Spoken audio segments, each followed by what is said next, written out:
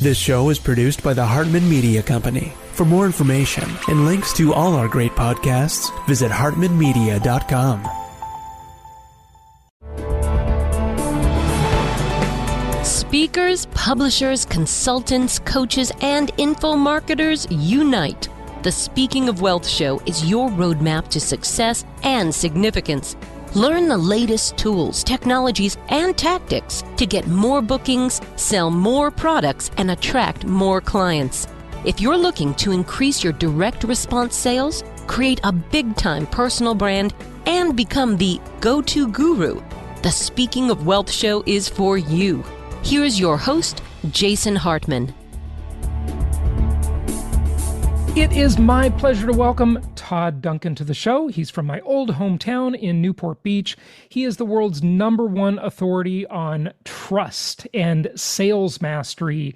And we're going to talk about productivity and mindset and all sorts of great stuff today, which is really many of the foundational tools for success.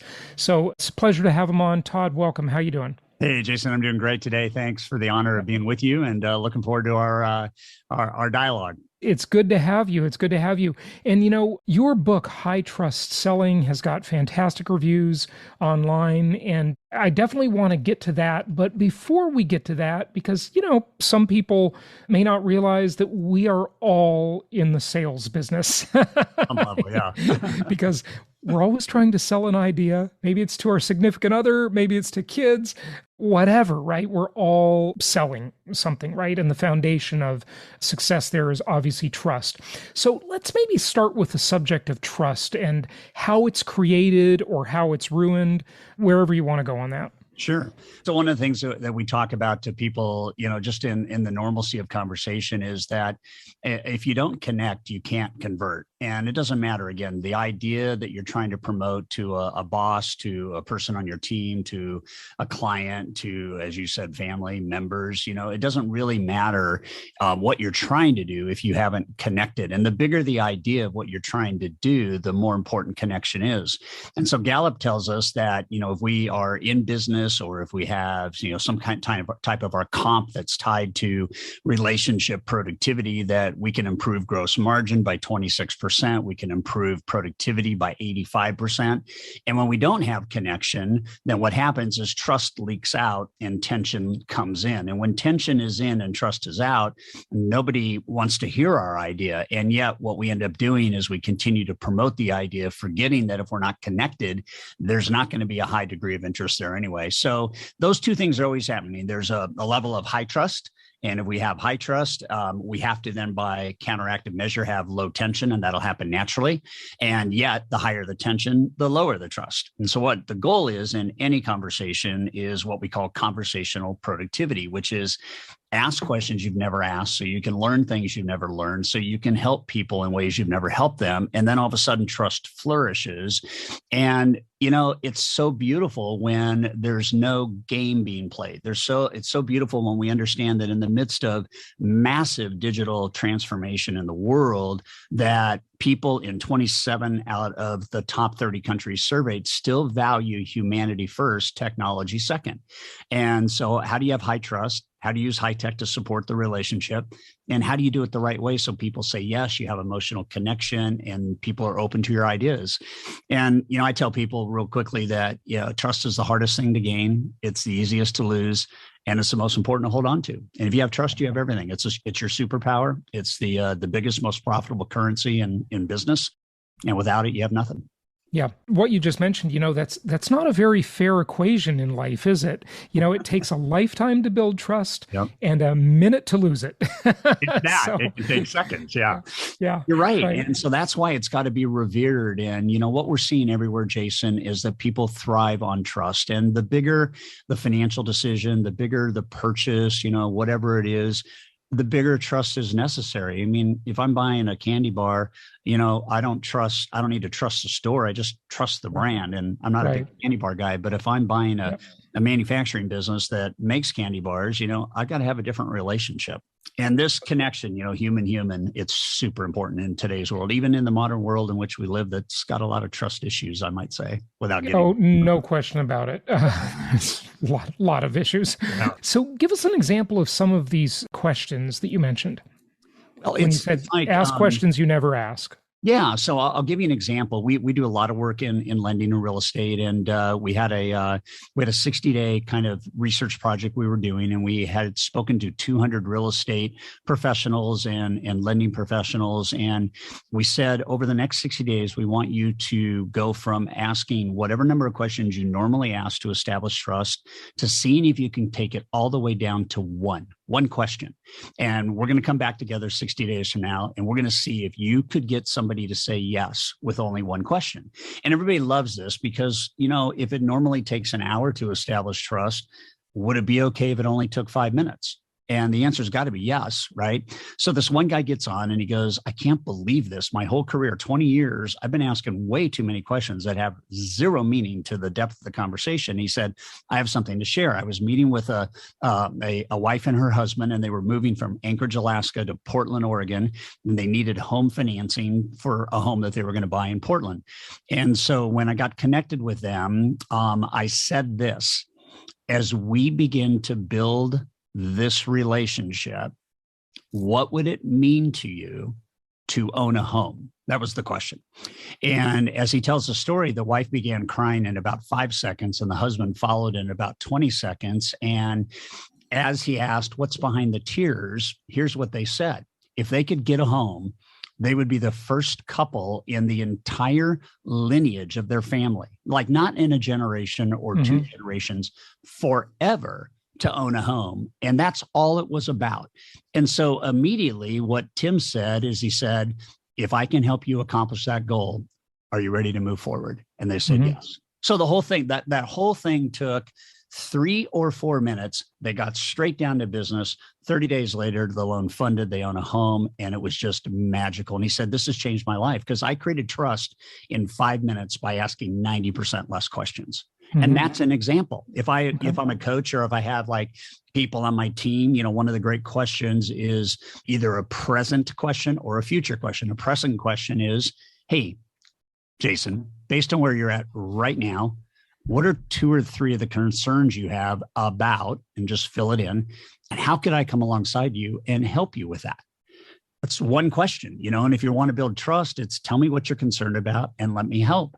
Or future, the world's changing, Jason. You got a good following. Where do you want to be in 3 years? And what are 2 or 3 of the things that are top of your list that you gotta figure out to help you get there? And how could I maybe come alongside you and give you some advice? Yeah. Simple questions. And, one great question can launch 5 to 10 minutes of intel from your client. That's just, it's magic. It's just magic. There is no question about that. Pardon the pun. It amazes me, Todd, and I'm sure it amazes you, how when you reach out to a vendor or talk to a salesperson, they just talk. And it's like you finish that whole interaction and think, they know nothing about me. Yeah. It's just shocking. How can you sell something to someone if you don't know anything about them? Well, and it's so apparent, right? Just in the dialogue, but the research tells us that, and let's just park sales here for just a second, and let's talk about husband and wife or business partners. Let's talk about all of that together. And here's what we know: the more you talk, the more disengaged the person you're talking to is. And if you're in a relationship, what we know for sure is the more you talk, the less likely you are to have emotional connection. If I'm in selling, the more I talk, the more likely I am to lose the influence or the order or the business or the purchase. And, and you sit here and you go, why do people talk themselves out of the sale? Well, they don't even know they're doing it. And so one of the research things is we take 100 words and we measure in a prospecting environment, how many people say yes to a 100-word pitch. And then we say, take it down to 80 words. and we start to measure conversion. And if we can take the 100 down to 80, we get conversion of about 17%. And then we take it down to 70, 60, 50, 40, 30, 20. If we get all the way down to use 20 words instead of 100, the conversion is 71%. So, a question that might be 5 to 10 words long could set the hook to have your wife understand that you really care. Or, when you say, honey, tell me more, or you look at your business partner and you say, tell me why that's important to you, so I really understand where your motivation is coming from. Those are game changing. I got a 25 and 24-year-old son. I can't talk to them. I got to ask questions. And when I ask questions, I go, Dad, that's interesting. That's an interesting question. So the world is full. Listen to this. This is great. The world is full of too much promotion and not enough emotion, period. Yeah, well, people might agree with what you just said, and I agree with it. But the marketer, if you will say, well, Todd, that emotion isn't scalable, right? That requires one-on-one interaction, and I only have, 8 hours a day that I want to work, right? So how do you answer that? Well, it's super simple. So if you only have 8 hours a day that you want to work and you think it's a one-to-one connection, do you want to use 8 hours to have 8 conversations, or do you want to get so good that you can have 32 conversations in the same day? You want to talk about scale and productivity. I got a lifeline. We teach a proprietary kind of business advantage system that's called the circle of cash flow. And what the circle of cash flow in essence says is, if you and I are deeply connected, you will be an advocate for my brand. So the reason why, if I only have one client that I want to have this kind of conversation, is because that's going to be the fastest and most effective way for me to prospect, to get referrals. And those are high trust referrals. So they convert faster and they stay longer and they spend more. I've got one guy I met in 1996. He's still one of my best friends today. And from the time I met him until today, we've made $32 million in business, not just from him, but from about 37 different business owners in Australia that he has linked us up with. So why would I not have an emotional conversation with John? And why would I not follow up with him on his birthday every year and tell him I love him and, I'm wishing him another great year? And why wouldn't I stay in touch and send him an anniversary card for the first year he hired me to go to Australia to help him out? Why wouldn't I do all that? Because if I do that, he spreads my name. And so the reason why I want high advocacy, which requires high trust, is because then the cost of building a business goes way down. And there's a book out called Marketing Rebellion by Mark Schaefer. That book absolutely slays auto marketing, the what businesses think about, how they're connecting, and what clients are actually thinking. There's such a chasm between what we market and the impact it makes, and it's getting worse and worse and worse and worse. So the digital noise, we're just over marketed. I mean, right? We are total 100% over marketed, and we're over marketed with promotion, not emotion. And so, I don't need to market if I have emotional connection with you, because you'll be an advocate for me. And this group of elite guys guys and gals, 72% of their business is not new business from new people. 72% of the business is referral and repeat business from clients they've already served and helped in the businesses that they help and serve. And I just think, here's something I want to give to everybody. If you have anything to do in business, you can either choose transactions or you can choose relationships. And my first mentor said, transactions will make you a living, relationships will make you a fortune. And you know what? I have a corollary to that with real estate investing. Yeah. And I've always said the people who are flippers, who buy and fix and flip, they have spending money, and it's great, but the people who buy and hold have real wealth. Yeah. And it's the same concept right there, right? The relationship is the buy and hold mentality, or the value investor mentality, maybe. And the fix and flip is the transactional mentality, right? Let's just make as much money as we can on this deal and move on, right? Right, yeah. right. Yeah. And there's not a lot of emotion. It's all, optics and numbers. And yet they rely on the open house and they rely on the first impressions. And they've got that little window from the time they go live to the time they sell till they get their next block of money to go do another deal. They're in the deal business. They're not in the relationship business. And you're right. It's a good analogy. Right. So the other metaphor maybe I'd want to throw out there, and you can comment on this, of course, is it's the difference between going deep and going wide. And I always said, when I used to train salespeople, I said, I'd rather be number one with a small group than number two with a large group, because there is no number two in sales. You either get the business or you don't, or, or your competitor gets it, right? And so you've got to be the number one candidate for them. It's just number two doesn't matter, right? And so I think a lot of people are they spread themselves too thin 100%. over and try to like grab all the marbles, right? When you should just focus on a smaller number. People can become extremely wealthy.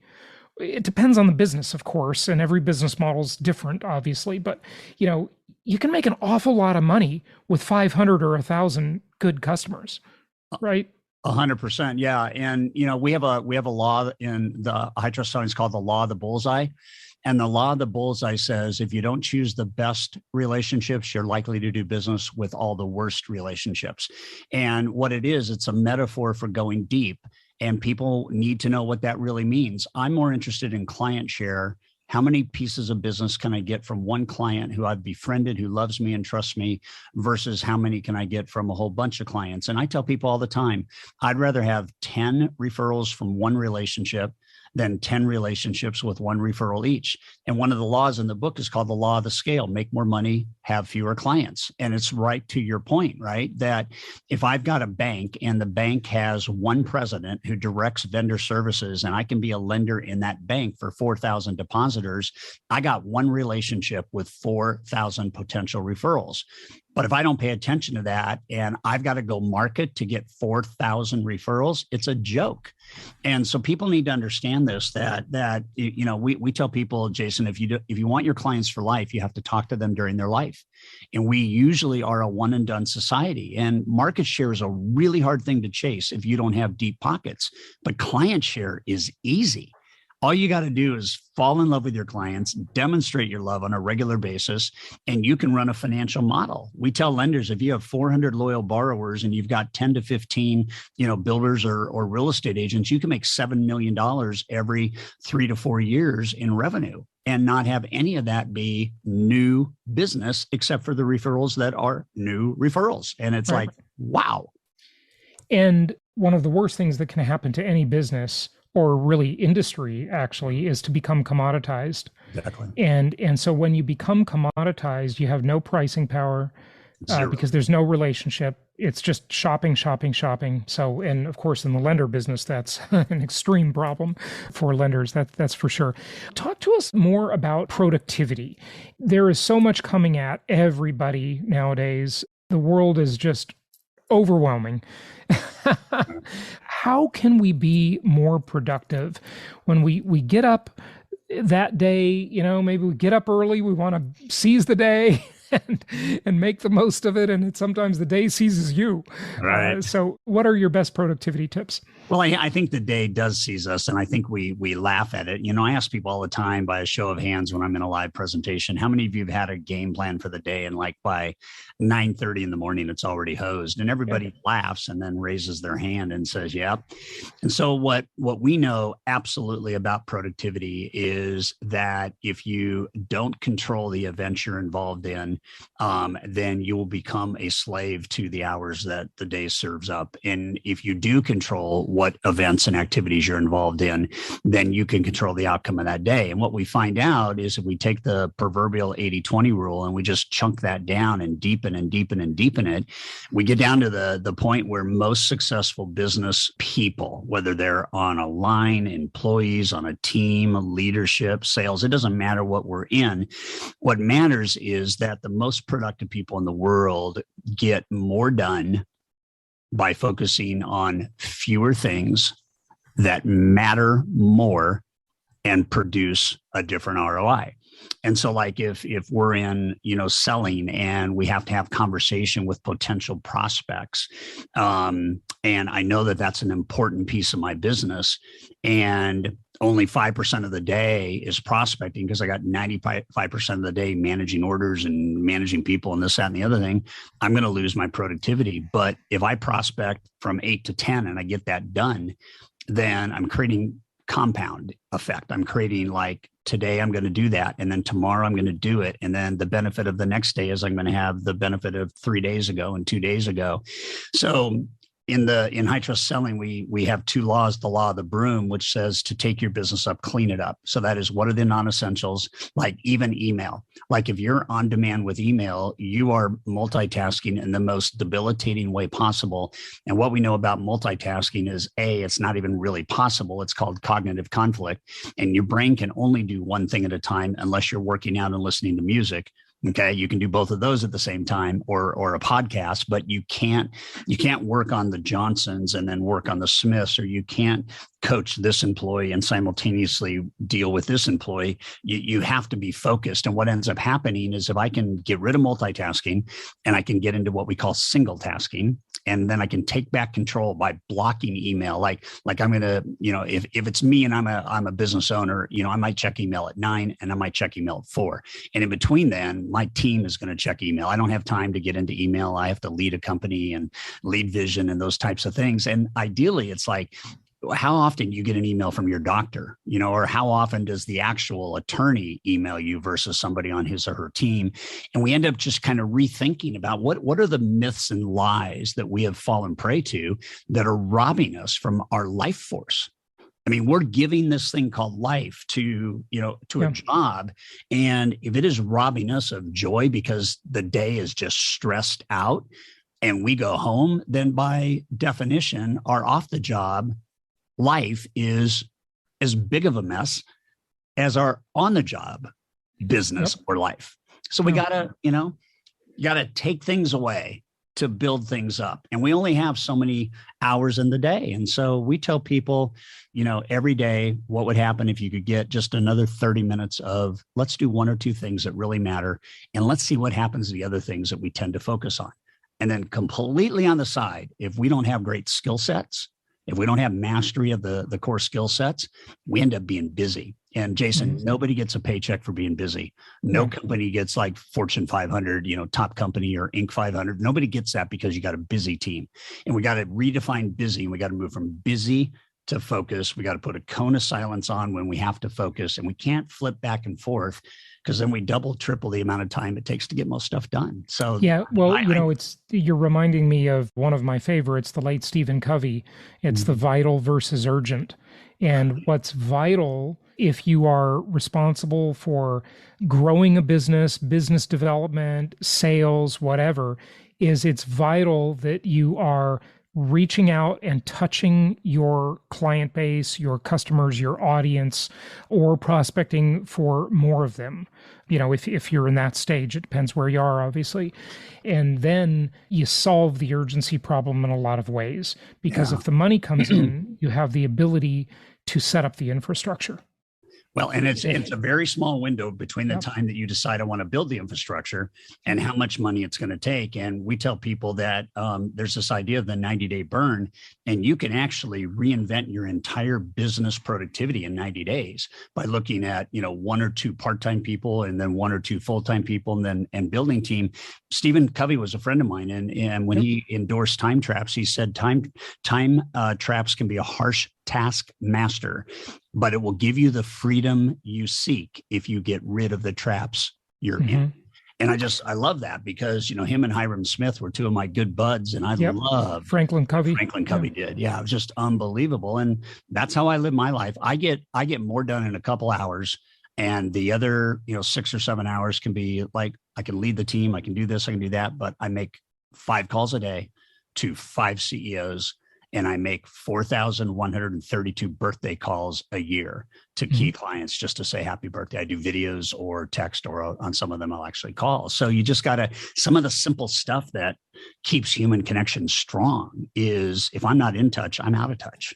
Right. You dropped the hint there. That is the title of one of your books, Time Traps.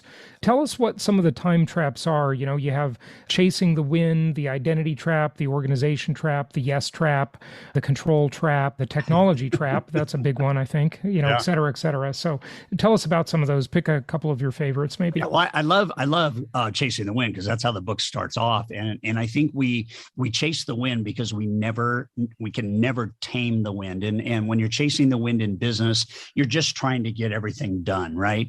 And the book makes it very clear from from the get-go that the most productive people in the world have gotten rid of the notion that I can do it all, right? And so you have to own that. The identity trap is having your success wrapped up in only what you do versus who you're becoming. And so we really begin to talk about, do you really want to work 40 years, or do you want your identity to be one that you do it so well in 10 that you can mentor others and build other businesses for the next 30? The law of the hourglass says that you have to make your best moves before your time runs out. And the best moves would be, what are you most gifted at? What produces the best revenue?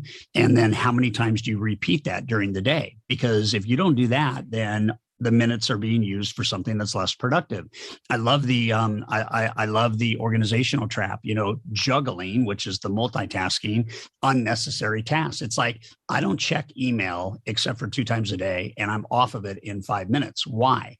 Because I'm not going to juggle that. There's a couple hundred emails that come into me every day. I can't answer them all. So my team takes care of that. The failure trap, big deal. Failure trap. People need to understand that failure is a good thing. It's like hot and cold, loud and soft, fast and slow, success and failure. It's not a trap unless you stay in it. And I did an Instagram post the other day. It's not the mistakes we make, but how the mistakes make us. It's really powerful to understand failure is okay. It's actually very exciting when you realize that I can fail and not repeat that. And then I get time freedom, because the biggest like myth, keep making calls. Well, if I suck at making calls and somebody's telling me to keep making calls, I'm going to keep failing making calls. If I'm your leader, I don't want to make you do something that makes you feel less than. I want to help you do something well, so you feel more than, and you feel confident, you feel excited. So that's a big deal. And I think the party trap, the party trap is celebrating success in ways that are detrimental and unhealthy to our bodies and whatnot. And there's nothing wrong with celebration, but what I'm learning more and more about productivity, Jason, as I study it and even influence, is that mental wellness and mental health and disease and getting the body fine-tuned, and don't put things into the body that are toxic. Really take advantage of this machine, which can be your Ferrari for the rest of your life. We got challenges with obesity and addiction and suicide and all this stuff. And I had a story. I'll just tell you this real quick. I was on an interview in Australia, and about 1.5 years ago, a guy's business was collapsing financially. He went up to one of the tallest buildings in Sydney to commit suicide. He jumped off, and on the 5th floor hit the canopy. On the 4th floor hit the next canopy. On the 3rd floor hit the next canopy. And by the time he got down to the cement, he was dangling off the first canopy and didn't even hit the ground. And that guy can't reach a goal. It's just like, right. But for him, it was like, okay, yeah, I got more to do, I guess. Yeah. So for some reason, I failed at taking my own life. Yeah. Yeah. What's good about that? Right. Yeah. I get a second chance. I don't think so. So did he turn his life around? And he did. I'm guessing that's a good story, right? He started a mental health clinic for business entrepreneurs that were suffering with financial struggles. And I've had 2 friends that have taken their lives because the financial thing got upside down. And life shouldn't be about that. If we're centered and we understand what we're trying to do, and we have healing confidence in our life because we've got good mentors and we're making progress and we make better choices and different decisions. I mean, why would we want to snuff it out? It's gonna get snuffed out early enough anyway. Yeah, exactly. I think a lot of that, and I'm certainly no psychologist, but I like studying the human condition a lot. A lot of that is this false goal, a false expectation. I think there's a lot of people out there that are just looking to be happy, right? And I don't know if happiness is a proper goal. And here's what I mean by that. I think the point of life is to make a contribution, to be of service. And I think the happiness comes through that, right? Is, being useful, contributing, doing something that's meaningful work. It's a big part of our life. It's more than 1/3 of our life for sure. And it's something that even when we're not working, we're thinking about that, and it's important. It's not just about money, it's a mission. And I think a lot more fulfillment and happiness can come through that than this idea of being hedonistic and, I got to be happy, right? Like, what does that even mean? I don't know. No. Am I off on that, or am I on target? No, I think, we have the ability, and we have the God-given right and skill to choose mindset. And we're told not to worry, and we're told not to fear. And yet there's a lot of fear and there's a lot of worry. And if you fixate on that, then you're not going to come up with the solutions to whatever your potential issue is right now. And what we know is that you choose gratitude. You can find gratitude in everything. You can find the good in anything that is bad. You can make decisions where you have control, and you can give up control where you have no control, and have a peaceful, different kind of journey. And I believe that you can be happy, but I believe you have to choose that attitude. And what it does is it reverses the drag on why people are not happy. My grandmother gave me a book early in my life. It was called Success Through a Positive Mental Attitude. And it was written by W. Clement Stone and Napoleon. Yep, I remember that book. That's an oldie. Yeah, it's a really oldie. And what the one thing I remember from that book that I tell people is, they go on to say that there's very little difference between successful people and unsuccessful people, but the little difference makes the biggest difference. The little difference is attitude, and the big difference is whether it's positive or not. And I think we can choose positivity. And I think when you orient your mind around goodness and gratitude and joy, and the fact that you get another day and you get to breathe, and you get to continue to develop this canvas called you, happiness is the byproduct. And people think that there's some panacea to happiness, that at some point later in life, I'm going to be happy. I believe you choose happiness today. And I believe if you go through the day looking for happiness, you'll have more of it.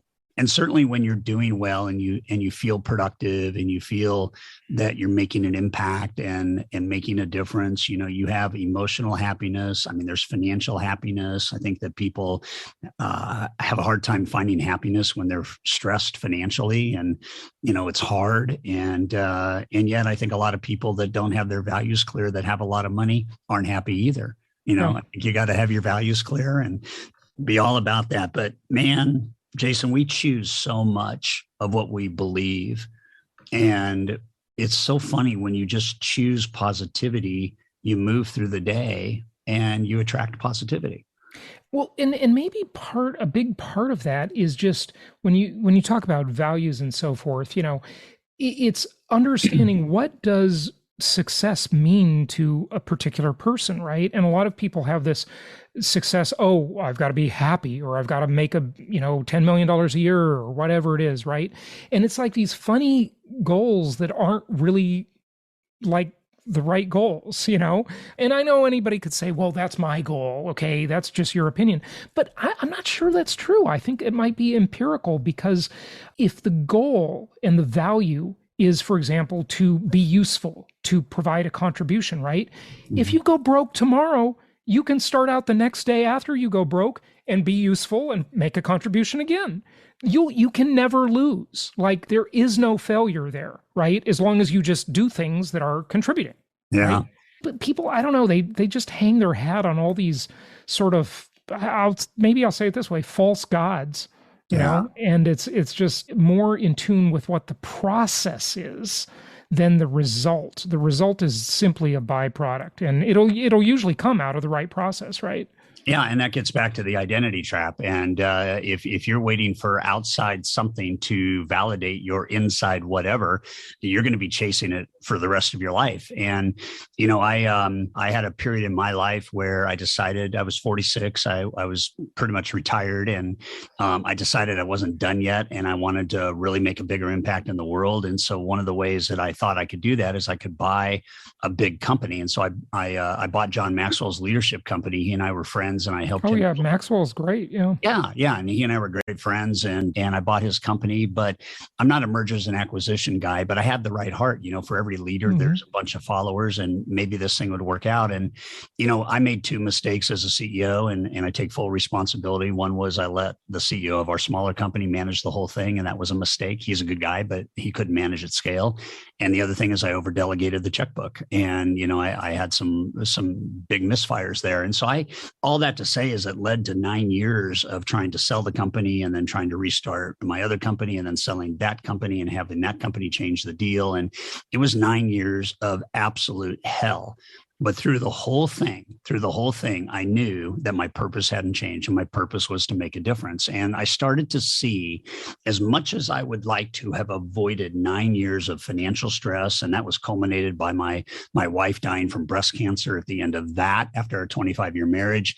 I look at that and I go, because of that 9-year run of challenge and hurt and pain and staying upright and keeping going. And Darren Hardy talks about this story all the time when he references the reason why I made it through is I never wavered from my purpose. And my purpose was not about money. My purpose was to make a difference. And I started seeing that what I was really afraid to share was, as a success coach, I had failed, and I had failed huge, big, really, really big.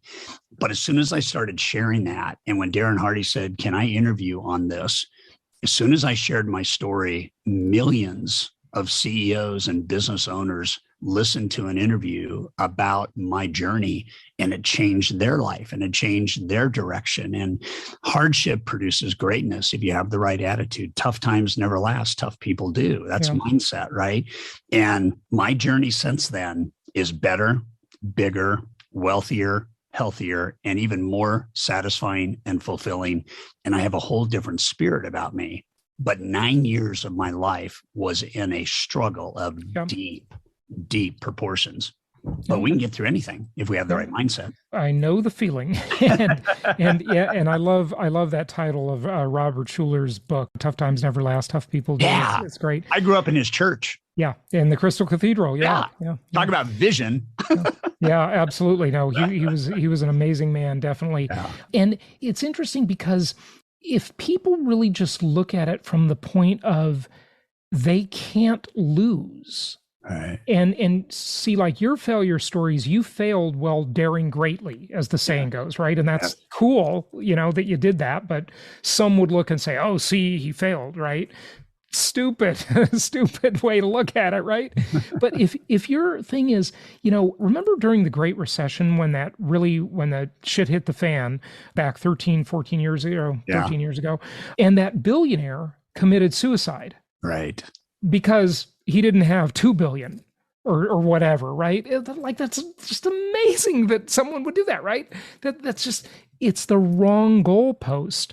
And if the goalpost is like, look, if I lose, if I'm in this, say you're on the verge of going under with your company, or you're, in a lawsuit, and, the lawsuit could bankrupt you, like, so what? Just do something else. And if you have the mindset that you cannot lose, okay, say I lose everything and I got to go buy a trailer and a cheap car and drive it around the country. That might actually be a better life. Yeah. Okay. You might discover all kinds of things about yourself and your next mission and your next big thing. Like, literally, that could be better. Right. And that's the thing that I think people really just have to have that perspective. And it's so sad because the younger someone is, the less perspective they have, of course. And you see all this, like you talked about, the suicides, and especially the teenage suicides. It's just tragic. It really is. I think you point to something, though, that I'd like to share with everybody, because I think we all have mentors, but my dad was a great mentor. He died a couple of years ago, but had a full life, 92 years old. And I was in pre-med, and my dad was a doctor. And I remember one day my dad said, I can't pay out-of-state tuition for a 1.4 GPA. So we need to have a conversation when you come home for Christmas. And I remember coming home, and we were in the driveway, and my dad looked at me, and my dad said, "You don't have to be a doctor. I don't think you're going to be a good doctor, but I'll tell you what you are good at. You're good at business. And I think you should go into business school." And it changed everything. But what was magical about that is my dad graduated from Stanford. He had a degree in psychology and a minor in accounting, and he became an accountant for one of the large energy companies. And he decided at the age of 30 that he wasn't fulfilled. He wasn't joyful. He could do the numbers well, but every day he had a bad attitude about what he was doing. And so he decided at age 30 to become a physician. And it took him 10 years. And at the age of 40, he joined a medical practice in Long Beach, California, because he didn't want to spend his whole life doing what he was unhappy doing. And with all the, the test scores and the degrees and the Stanford backing, my dad said, I'm going to Cincinnati. I'm going to medical school. I'll do accounting for 10 years, but I'm going to become a doctor come hell or high water. And my dad, from age 40 to 65, was full of joy because he got to follow his passion. And it was just amazing that the last 5 years, the partnership paid him more money than he would have made in an entire career being a CPA. But he wasn't going for the money. He was going for the joy and happiness and fulfillment. And he ended up getting both. Yeah. Never forget that, because people just go, really? He changed careers at the age of 30? Yeah, not only did he change, but it took him 10 years before he could make any money doing it. Mm-hmm. Yeah, that's great. So, well, Todd, I could definitely talk to you for a lot longer, but just wrap it up for us with whatever you want the listeners to know. Yeah, and there a couple of things come to mind. Fear is a good thing. People oftentimes think that fear is negative, and false expectations appearing real. We kind of project onto things that might happen and go wrong that really never really happen. And I was talking to some people yesterday. I said, why don't we just change our definition of fear? I mean, as an acronym, why can't fear just standing for feel excited and ready? And there's goodness that comes out of everything difficult. Every change that gets thrown upon us, if we have the right attitude, we can find the goodness in it. We had to pivot an event business when COVID came out, and we usually had 3,000 people attend this event. And after pivoting to digital, we had 44,000 people attend the event worldwide. Mm-hmm. There's good in everything. And so, find the good in everything, and, keep your eyes on the horizon, and take the next step, and realize that every step, leads you closer to your journey. And your journey is 1,000 miles of steps, 1,000,000 miles of steps, but you can keep going forward and keep your eye on the prize. And God's got big things for all of us. The future's big, and we're in a beautiful world, even though it's full of chaos and difficulty right now, but we can even choose to ignore that. I had somebody tell me yesterday they chose not to watch the news for a month, and their blood pressure went down 29 points. That was a pretty good choice. Yeah. But thank you for having me. I could talk to you forever too, Jason. This has been really engaging. I've really enjoyed our convo. Well, thank you. Feelings mutual. Todd, give out your website. Yeah, toddduncan.com. And if you go straight down and scroll a little bit, there's a free download called the High Trust Interview. And it's a good way for you to kind of see what we teach in High Trust. And there's a couple other free resources there. So toddduncan.com. And you can follow me on Todd Duncan Official, which is all my social. Good stuff. Todd Duncan, thanks for joining us. Thanks, Jason. All the best, man. Thank you so much for listening. Please be sure to subscribe so that you don't miss any episodes. Be sure to check out the show's specific website and our general website, hartmanmedia.com, for appropriate disclaimers and terms of service. Remember that guest opinions are their own, and if you require specific legal or tax advice or advice in any other specialized area, please consult an appropriate professional. And we also very much appreciate you reviewing the show. Please go to iTunes or Stitcher Radio or whatever platform you're using and write a review for the show. We would very much appreciate that. And be sure to make it official and subscribe so you do not miss any episodes. We look forward to seeing you on the next episode.